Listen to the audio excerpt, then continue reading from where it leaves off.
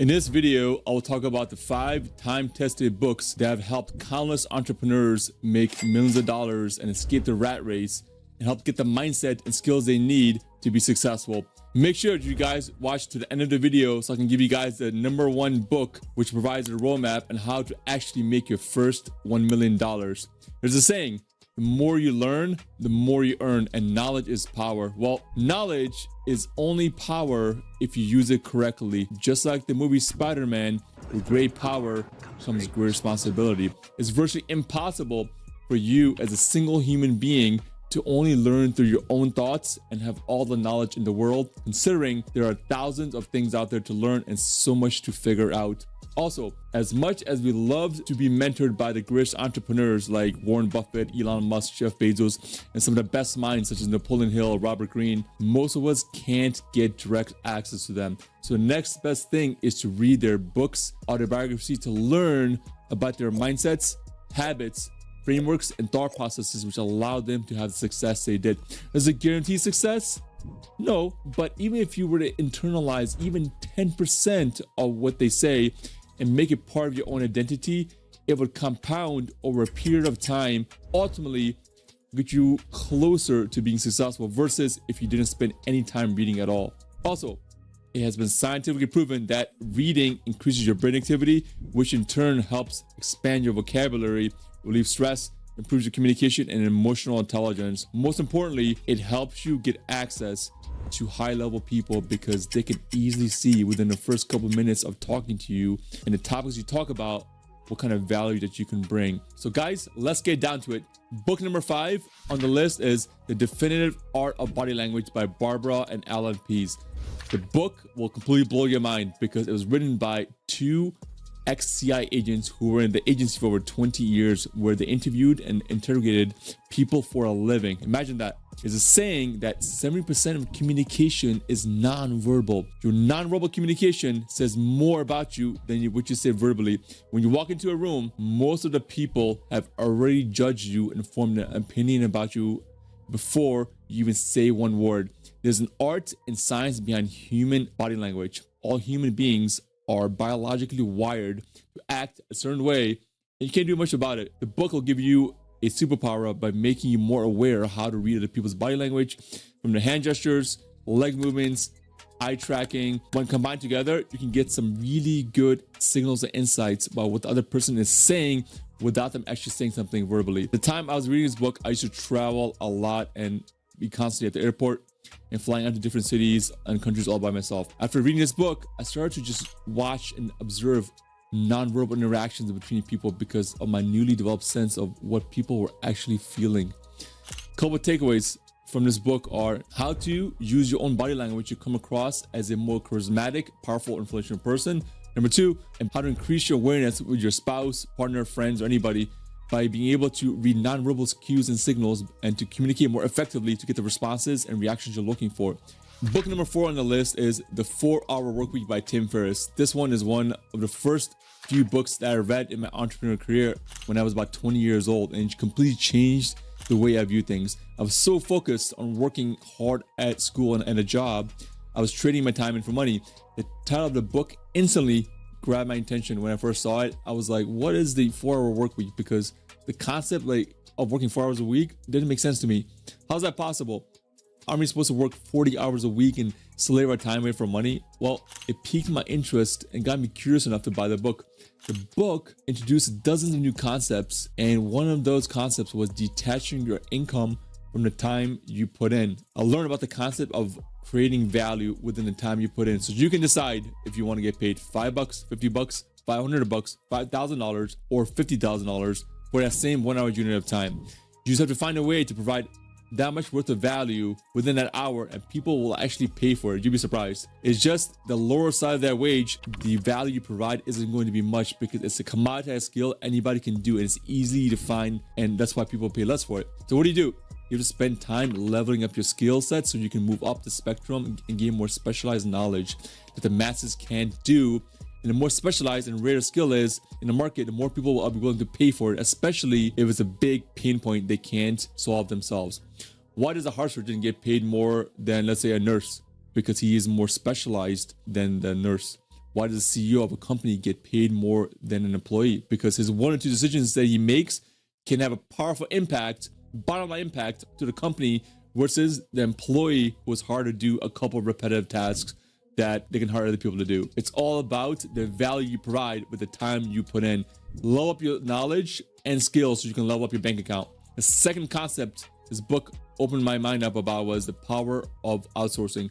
If you have repetitive tasks that you take a lot of time to do every single day, you must find a way to outsource them, especially overseas, places like Philippines or India, because you can get the same tasks done for $3 to $5 an hour, and these guys work super hard. You'll be spending most of your time on high-level tasks that require your attention. If you spend most of your time on repetitive tasks that can be easily done by somebody else, you have zero leverage and will be slave to the work you do. I've hired hundreds of people overseas in the Philippines over the years, such as customer service, video editing, copywriting, lead generation, appointment setting, tons of other cool tasks. It has been really freed up my time so I can spend time doing other projects, take time off and travel and spend time with my friends and family. Outsourcing is a hack, and you guys have to learn how to do it properly, and you can really actually get close to working 4 hours a week if you do it properly. Some key takeaways from this book were: number one, find ways to outsource things in your life that take up a lot of time. Number two, find ways to level up your skill so you can be more valuable in the marketplace and also charge more for your services. And number three is how to reverse engineer anything that you want with extra numbers to get to the goal that you want. Book number 3 on the list is Atomic Habits by James Clear, which is one of my favorite books. The entire book will keep you super engaged because there's almost no filler stuff in the book. Many books have 1 or 2 key concepts, and the rest of the book is a bunch of filler garbage supporting those 1 or 2 concepts. Atomic Habits, from the first chapter, goes into powerful techniques on how to properly set goals and achieve them. One of the main concepts that stuck with me was the problem with goal setting is that it won't be effective if you don't have the right systems and processes to achieve that goal in the first place. It's like shooting in the dark. But what's more important than the process is that you need to have the right identity and belief system so you can have the right habits, which in turn will help you build the right processes so you can achieve the goals that you want more easily. Small habits done over a period of time, both bad and good, will compound. The book breaks down a step-by-step process on how to get rid of bad habits. There's a science behind it, and you can change your habits if you really want to and have the discipline to do so. Some key takeaways from this book were: number one, focus on getting 1% better every single day. If you do that and compounds over a course of 1 year, you will be 37 times better by the end of the year. Number two, focus on improving and changing your beliefs and identity system about the goals you're trying to achieve so you can have the better processes to get to those goals that you really want. It becomes a whole lot easier, guys.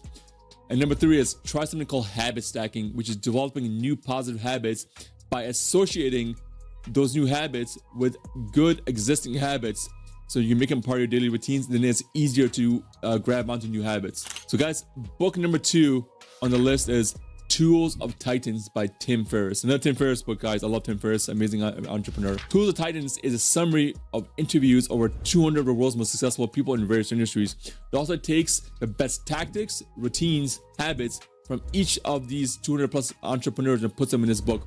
Interviews top athletes, health experts, peak performance coaches, business moguls, millionaires, billionaires, and the best of the best, guys. The book is divided into 3 sections: health, wealth, and mindset. And each chapter is only 2 to 3 pages, but it's all pure gold nuggets. Used right away and almost no filler stuff. There aren't many books like this. One thing that I learned is that it's very difficult to compete and be in the top 1% in anything because you have to be the cream of the crop. You're competing against the best of the best. In basketball, you're competing against LeBron James, Stephen Curry. They're naturally gifted athletes. They're the best of the best. In business, you compete against Elon Musk and Jeff Bezos. They're brilliant minds. They're super unique and ultra brilliant.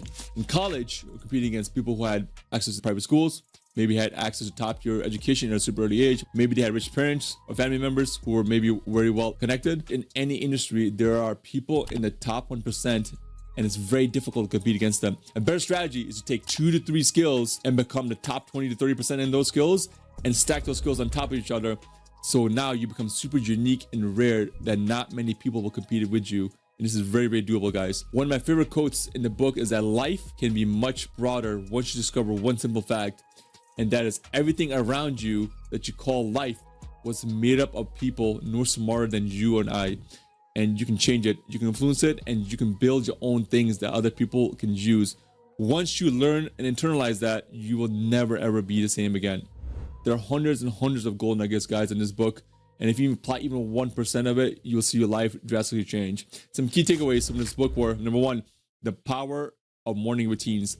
Routines can be very boring, but many high achievers have structured morning routines that set a positive tone for the rest of the day. These routines often include meditation, journaling, and physical exercise. The second key takeaway is embrace fear and risk. Some of the most successful people document in the book how they've achieved success by embracing risk and confronting their fears. It's the only way you can get out of your comfort zone. The third key takeaway is you got to be a lifelong learner. It's a process. It's not the end result. Most of the people interviewed in the book consistently stress the importance of continuous learning and self-education.